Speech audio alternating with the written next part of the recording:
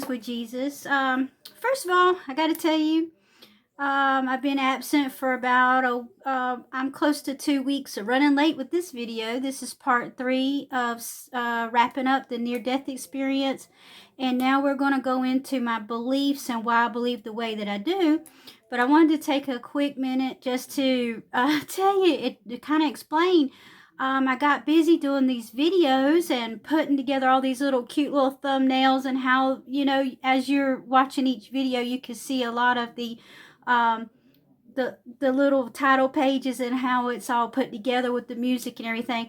But I failed to realize it took up so much space in my internal phone memory, and it even filled up my little SD chip in the phone itself. So all my memory storage was full, and I had to wait and order some new chips and some different types of software to help prevent that from happening again. So I do apologize. We're running a little late with, I didn't mean to leave you hanging. I'm sure a lot of you tuned in and thought, well, I've got part 1 and part 2. Well, where's part 3? Okay, so this is it, part 3. And like I said, in part 1, if you haven't caught part 1 and part 2, down in the description box, there you just hit this little drop down arrow, and I'll embed links in there for part 1 and 2, and then you just press it, and it'll immediately take you to those videos. Some of the it should be that, like, if you go to part 1, then part 2 will start playing right after part 1 finishes. So, okay, and we'll do the same for this video so that you'll see part 1, 2, and 3 is embedded in those as well. All right, now, I think I briefly talked a little bit about once I had the near-death experience, that it left me in a whole different, kind of like deep thinking on things like, why do we treat each other the way that we do? Where do we come from? What is our purpose on earth? So between my own research and trying out the different churches and talking to other people that have had near-death experiences and beliefs and things, I've sort of put together that my purpose on this earth was, first and most, I think, is a testimony to say that God is real. When you die, you do return to Him. He has created us, and every living, breathing thing that was seen and unseen, He has created. So I think first and foremost, most important, is I am a living miracle testimony of who He is. And second of all, I am a person that is also testimony to His Son, which is Jesus, in which there is a definite there is no comparison of the fact that the two are one. That kind of tricked me up for a lot of years. Going through the religious churches, like I said, I tried Presbyterian, I tried a holiness, I even studied what Catholics believed and how they believed, Pentecostals, Methodists. I studied with Jehovah's Witnesses for a short time. So each one of these groups sort of believe, I was told that things like this. They said, God is like an egg. There is an outer shell, an inner shell, and the yolk. And I was like, God is like an egg. They're like, the three are one. And what they're referring to is that God, Jesus, and the Holy Spirit are all one divine being, creation. I cannot wrap my head around that. It doesn't make logical sense. And it is one thing that tricked me up for years. It was so frustrating that the ministers would say that God left heaven and became the physical Jesus, and this is how we are saved through him. It just doesn't never make sense that, okay, when I left and went through the tunnel, I was carried by somebody. I know it was a being. It was someone who was so full of love and carefully carries me through this to this light. And this light was God himself. He spoke. I felt it. I didn't have to question who he was. I knew who it was.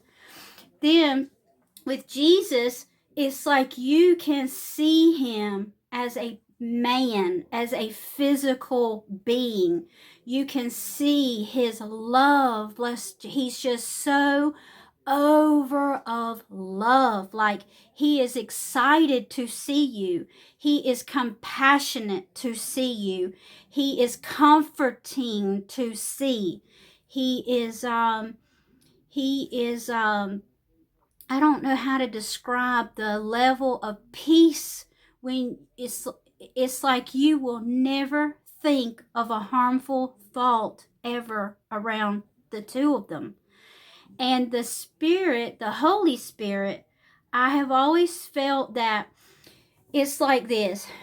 When I'm sitting in one of those doctor's offices and I'm looking across the room and I see a person sitting by themselves or something, it's like I have a movement within me that says, go to her, go to him, go, I need you to go. And I'm like, okay, you want me to go over there, but I don't even know what I'm going to say, So it's like God is pushing me to do his voice, his work.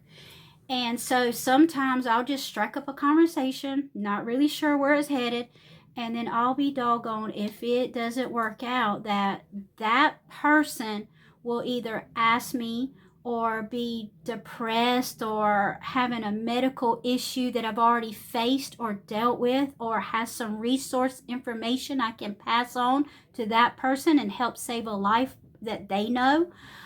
So that movement, that force of get up and go speak to this person, that is the Holy Spirit. That is God. It's him putting his active force within you to do something or say something. And then when Jesus is around, and his whole thing is he's more physical.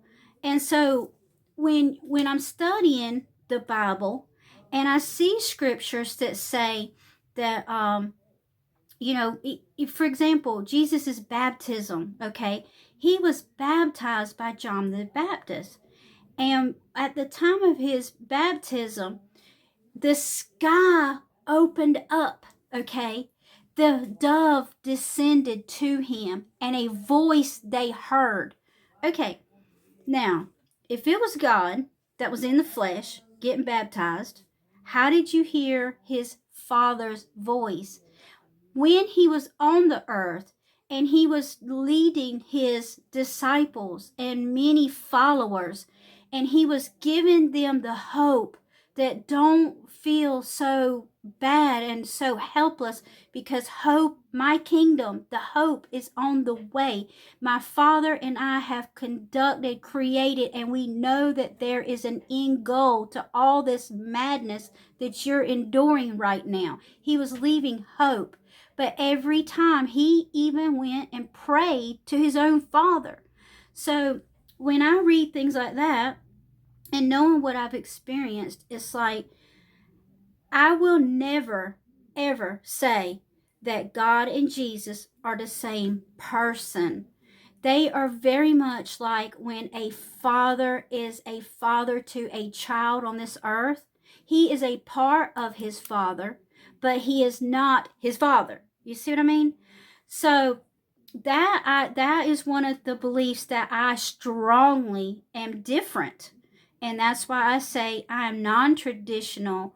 Now, because I have explained that sort of thing to people that are in a ministry, the Baptist, the Methodist, the Holy Pentecostals, or whoever, of course I've been told, well, if you don't believe in the Holy Trinity, you're going to burn in hell. You will go to hell. You will not be saved. And I have to beg to differ that where I went, the experience that I had, I will never be convinced that I'm going to go and burn in a hell, because God the Father is so full of love and forgiveness. And when you return there, you are going to know what was right and what was better. You could have done better. So again, here's another belief that when we return and we're on this earth, maybe you haven't had a near-death experience, but when you are living every single day and you come in contact with a brother, sister, mother, father, cousin, uncle, aunt, a co-worker, a dear friend, a stranger, you have a purpose. You have been created. There is something that you are going to learn from them, and there's something that you're going to give them that they needed to learn by. So I kind of observe the whole world like a school. It's almost like school. And so I then have to go back to the book of Galatians, where it talks about God's spirit, the fruit of the Spirit. Because I feel like if we're here in this school, this earth of school, and we're learning and teaching in roundabout way, what is the main goal? And I think the main goal is peace, love, joy, patience, kindness, goodness. And I think that we're here to kind of master each of these things. And just as I kind of keep this little song in my head, that you remember the little church school song that says Jesus loved all the children of the world, whether they were red or yellow, black and white, they were precious in his sight. And that is what I kind of keep balance of. We all were created by love. God created every one of us from his love. His son found joy and his son found almost like an inspiration to watch us maneuver around on the earth. And he took great happiness in seeing us become living, breathing creatures that interact and build things and help each other. And if we remove government laws and rules and restrictions, every single time we have found, whether it's hurricanes or natural disasters or, whatever, it's almost like we have this deep-seated human instinct to help each other. And time again, I want you to think back to videos, and maybe it's happened in your own neighborhood. Maybe it happened to somebody you know.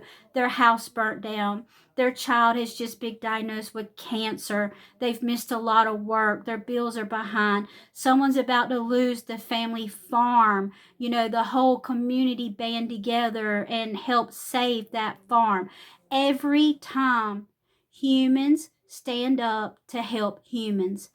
Now, when it comes to the evils or the not so great attitudes, because we do have a lot of people that way too, the evils of the world, I go back to what the Bible does say. And it says that, God had created all the beings in the heavens just as he created the ones on the earth. So when you take the story of Satan, which was one of his angels he had a job to do. His name was Lucifer. He was beautiful. He was created with beauty, but he had a job to do. Now, according to the stories, it claims that it's sort of like he rejected it. He wanted to be his own rebel in his right. He wanted to just say, hey, if you can have so much glory in all this, then so can I.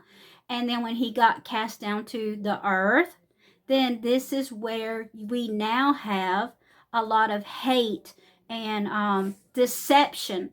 And so deception is huge. I want you to think about every single type of government body that organizes and uses humans as a work slave. They work off deception. They think about corporate America and how much it's about greed and oil, billions of dollars going to pockets of billionaires that are in the oil industry, and how it's polluting the earth, the waterways, the minerals, the deposits on the soil are polluted. We have people that are one of the finest examples I can give you is the Native Americans. I never realized that over 70%, I want y'all to think about that a minute, 70% of the Native Americans' areas where they live, their reservations where they live, is now water is polluted from mineral mining rights to harvest and mine for uranium. Now, uranium is being used in technologies and, different types of energy. But on the other hand, at what cost? These people have come up with so many types of autoimmune diseases, cancers. The list is so long of their own physical sicknesses because they're trying to drink the water. We're talking about well water. We're talking about water in the streams where horses or cattle or something, wildlife that they depend on deer to eat, different types of food, like your average hunter out there today that wants to go hunt those deer and, birds or whatever they're hunting for. These are animals that are using these water tables, and they are now coming up with cancer and tumors, and it's so sickening. And you have to step back and say, who for? Who is it for? Where is all this money? The United States in itself is going to such poverty levels that people just turn a blind eye to it. They're like, it doesn't affect me. I don't worry about it until it happens to you. And then it's right then and there. You want the world to stop and you want answers. Well, guess what? Thousands and millions of people all around this planet have dealt with it. They've went to their congressmen, they've went to their county commissioners, they've went to the EPAs, they've went to the governor levels, they've went to a presidential level, and they don't get anywhere because it affects somebody's wallet. It affects the billionaires and their profits. So when we talk about deception and deceit, this is where it is. This is part of Satan's plan. He is the ruler of the earth right now. And when we're putting all of our trust and faith into political people, this is part of the deception plan. And it keeps us all stirred up. And it keeps every one of us so hating each other. And as each politician comes in with their own ideas on how to possibly make something fair, make somebody money, there's so many avenues of who's going to make the most money, who's going to, profit from it. And we're steadily failing the people. We're steadily failing the human people. And people like you and people like me just turn our head because we know we are powerless to. One person cannot fight a whole earth of people that have gained together and want to profit. And so you go back to what God is and the love that He had, and it's a human thing. It's first love, And just like Jesus was like the teacher that came to the earth to try to be more in a humanized form, to give illustration, to give stories, to give a life-living testimony of what he and his Father had created for all of us. So when he is saying to you, love thy neighbor as thyself. Okay, well, when you're loving your neighbor and you're helping your community, then, and you're doing it just as much as you loved yourself, then a lot of these greedy political situations would dissolve themselves. Because if we started small in a community, then we can make more stride and more progress by helping each other small and let everything catch on, and it will become better. Okay, so that I acknowledge that yes, there is an evil, there is a deception in the earth. Now, our job and our purpose and the near-death experience brought to light that we are human beings. We are here to learn peace, love, joy, happiness, patience, kindness, compassion. We're here to learn all those things. And so you have to rethink every time you interact. And that to me is what a Christian is supposed to be about. Be the best person who brings peace, love, joy, happiness, patience, kindness, goodness. And that is the Christian way. That is what was supposed to be. It wasn't about political and race issues and hatred. It's not that. It's about how you interact. How do you take care of the earth? How are you taking care of these animals on the earth? How do you take care of your fellow brother and sister on this earth? And, color and race and sexual orientation. Now, people say, oh, well, Kim, well, see, Kim, just because you're gay and a lot of other people are gay, you're going to burn in hell because that's just wrong. That goes against nature and all this stuff. Well, let me tell you, when you are in heaven with God, you do not have a sexual identity. You are of light. There is no sexual orientation in heaven. So what earth things belong in earth, they don't all of it go into heaven. So some of that stuff I just don't believe that God who created you, who created me, is going to burn somebody in hell, a fire brimstone hell, because they loved somebody that was like their self. There's a lot of information. There's a lot of hormone studies that's been done. There's so much that if you're born gay, there is not a mental condition. I feel like that, to me, that is just something that is not that, it's not that important once you're gone back to our Father in heaven. Because you have no sexual identity there. You're not judged on your sexual preference or identity there. Okay? So that again is, like I said, I am non-traditional. I'm non-judgmental, because I look at the earth and I look at the different poisons that's been put into the soil with all the pesticides and like I said, the uranium, poisoning waterways, and, when they're digging for oil and all this stuff, it's disturbing so many types of minerals and things that are leaking in different parts, like Fukushima. We still have nuclear spills that are going on, that are going into the ocean. And how is it affecting our fish and, our plants in the water? People have to drink some of that water.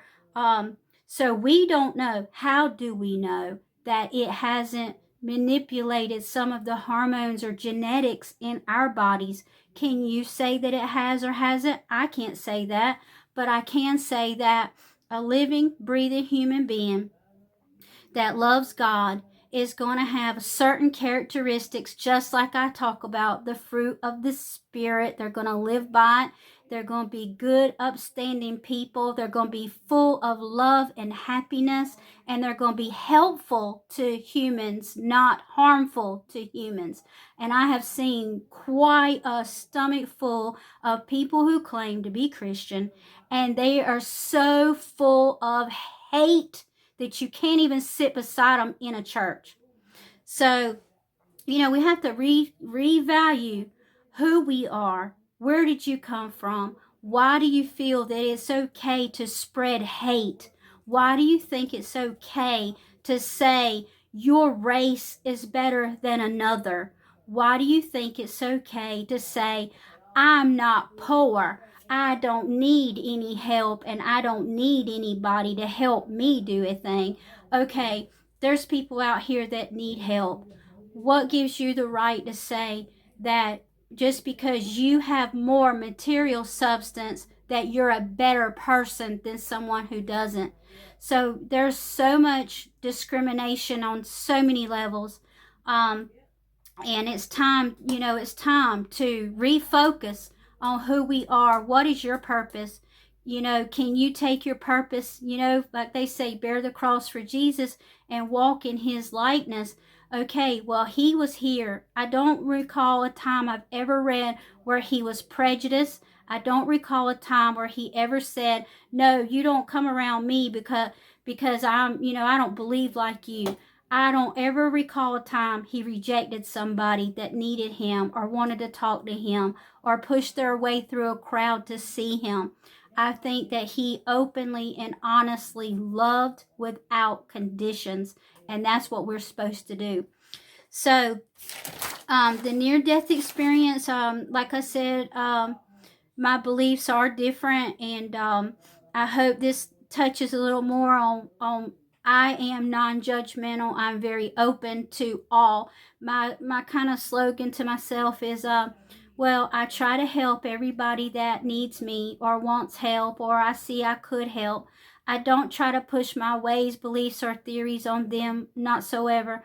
I just try to go with the flow because we're all here to learn. Some of us learn at different rates. Some of us learn in different styles. But at the bottom of the line, when you go to heaven and you get to see God himself and you're full of that love, of light, and that warmth, and that acceptance, and every bitter moment of your life is just washed away, and you just start to think for a split second that when I'm in heaven, all of this hate, all of this, greed, all of this trying to supposedly keep up with the Joneses situation, all of that is irrelevant.